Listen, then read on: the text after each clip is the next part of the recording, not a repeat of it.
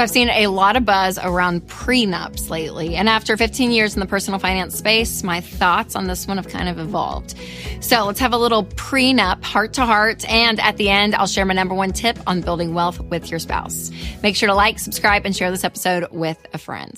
So first, I want to share a recent social media clip on this topic because on the Ramsey show, we get calls about prenups. And actually within a week, we had 2 different calls with 2 different situations, and we answered them in 2 different ways because of it. So here's the first one. My fiance and I are both 36 years old. We're looking to start a Brady Bunch. We've got 5 kids between 10 and 12 between us. So the reason I'm calling is because we have a pretty large difference in assets. So I have roughly $12 million and she has roughly $50,000. And so we started the process of looking into a prenup, and it's been an emotional one. And I totally understand why.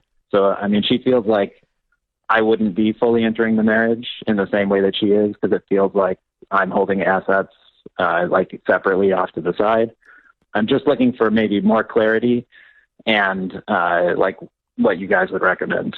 I think it is a wise decision to do one. You're hoping and praying, obviously, that this is the one and that it's going to last a lifetime. Mm-hmm. But as you guys have experienced, there is a reality to all of this. And whenever any of us get married, right? I think there is like this, okay, I'm choosing you for a reason and for a lifetime. But we also don't live under a rock and know that things change in life and situations come up. And unfortunately, some really hard things happen and does causes marriages to break up, right? To enter into divorce. And we don't want that.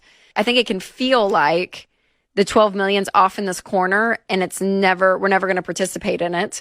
But I think it comes into it's mine if something happens. But up until that point, it's ours. We're sharing assets. That's a good point. That is a very good point. Like we are living our lives together as one. But for some reason, if something ever happened in a divorce, this part still goes back to me.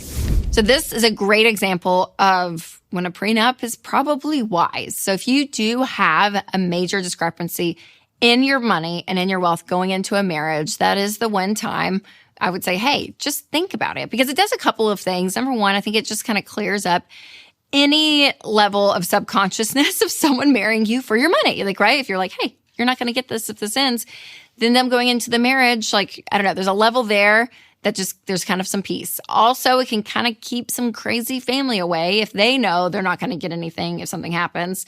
And then also, there's just something to be said about managing your money well. And if you don't, then the state and lawyers can really end up deciding where your money goes. Now, I'm saying all this to say if there is a major discrepancy, okay? So if it is a car, no, you do not need a prenup.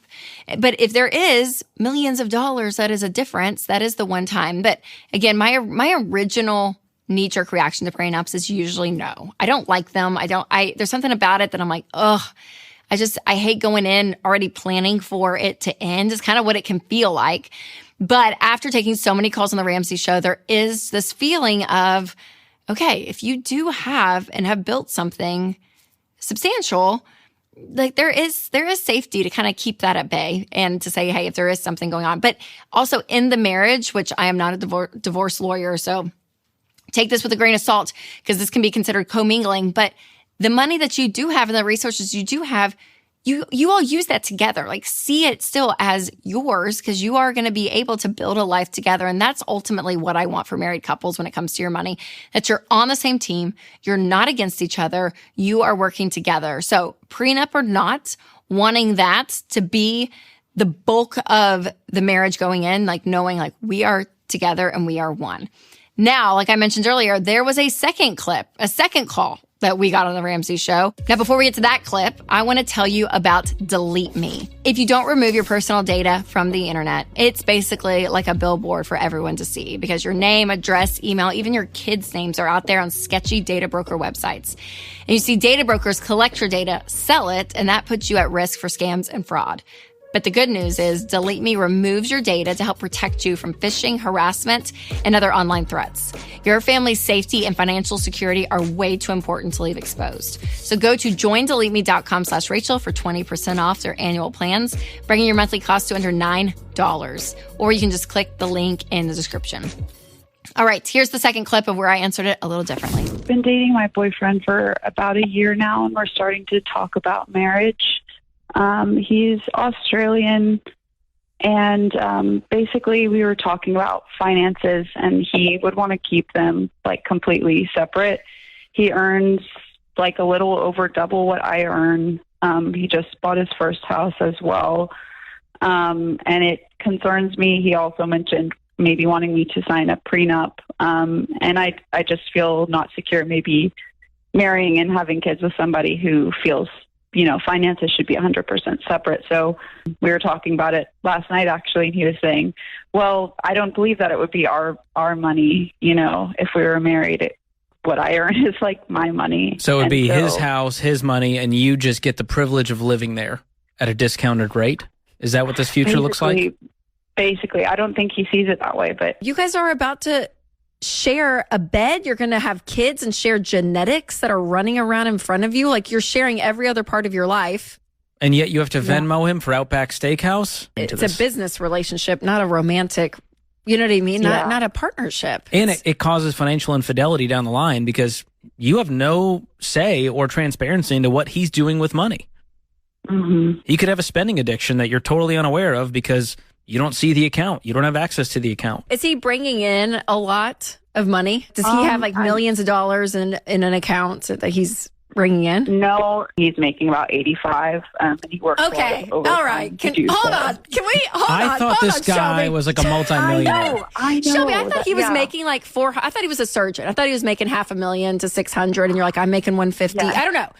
He's making $85,000. I'm sorry. Get off your high horse. Yep. I can't. Oh, I can't. Well, I'm like, I'm sorry. Your little ego is so inflated at 85. Like 85 is great. Listen, it's like, great. Hey, babe, let me handle it. I'm the breadwinner here. I know.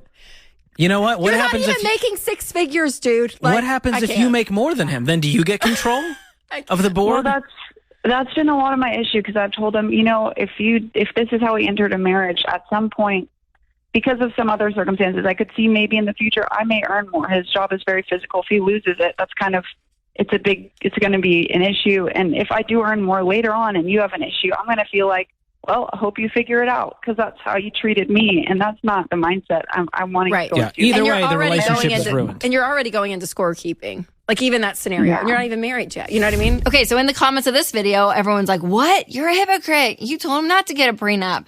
But you told the other person you did. Yeah, the other person had $12 million. This guy in this clip, he's making 85, which is great, right? Like that's great. But to make you feel like, oh, I'm making 85 right now, and by you making, 50, there's a discrepancy there. So I'm going to be the one to say, hey, we need a prenup for this. That feels wrong to me. There's something about that I'm like, no, you guys are too close in what is going on in your financial situation. That putting a prenup, I think that complicates things. So there is something really powerful, again, about knowing, hey, we're going into this marriage and what's mine is yours, and there's something beautiful. But again, for all married couples, my goal for you is to work together, to be on the same page, to budget together. If you need a great budgeting app, Every Dollar is an incredible tool. I'll put a link down below for that. But honestly, being able to come together emotionally, mathematically, financially, all the things, and see yourselves as a team, we find that you win with money faster when you are together and not trying to build two different financial lives. Now, if you think the prenup conversation is full of hot takes, you haven't seen anything yet, check out The Only Exception to My No Debt Policy is coming up next. You can go here, or if you're listening on podcast, I'll put a link below. All right, you guys, remember to take control of your money and create a life you love.